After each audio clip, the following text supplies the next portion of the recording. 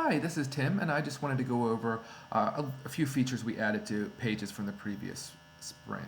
The authorization was obviously done in the previous sprint, but we did add some field validation and some user feedback to these pages, as well as some styling. So I just wanted to demonstrate this functionality real quick. If you were to just hit get verified, you can see that these fields are empty, nothing has been entered, and the user is prompted to enter a 10-digit number for the mobile number, a 10-digit number for the ID, and to complete the reCAPTCHA. This, where we can see the validation is done, is if we go into the voter component, you can see when you hit on submit, each field is validated, and then if it's not a valid field, then the user is given this message, and you're returned out of it, so you can't even move on. This comes from the HTML, the validation, and you can see that the requirements are here, where it must be a 9-digit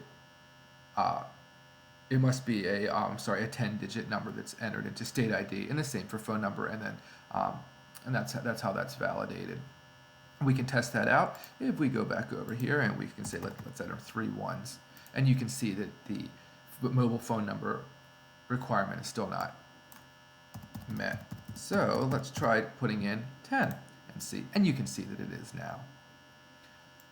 Same goes here, that we still didn't meet this requirement, so we can put in the same, and you can see now we met that requirement.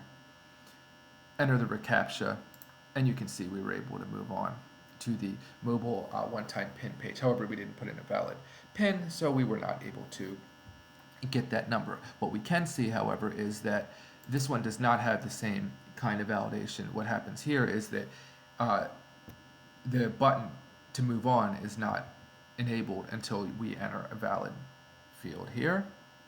And so this, we can see how this is done slightly different if we go over to the HTML for that page, and you can see the button is disabled if the mobile verification form, which is, the mobile code, is not valid. And then we have one last page, and let's just cut our way over there because I'd like to show you that quick.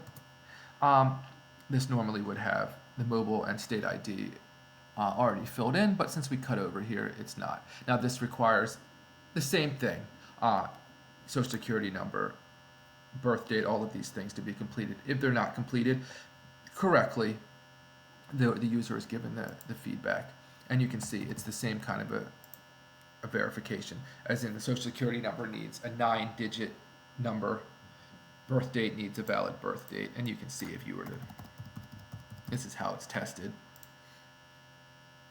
You can see that it was, now it's valid, and the same goes for each one. Like we need a 5-digit number for postal code, and state's a 2-letter, and so on.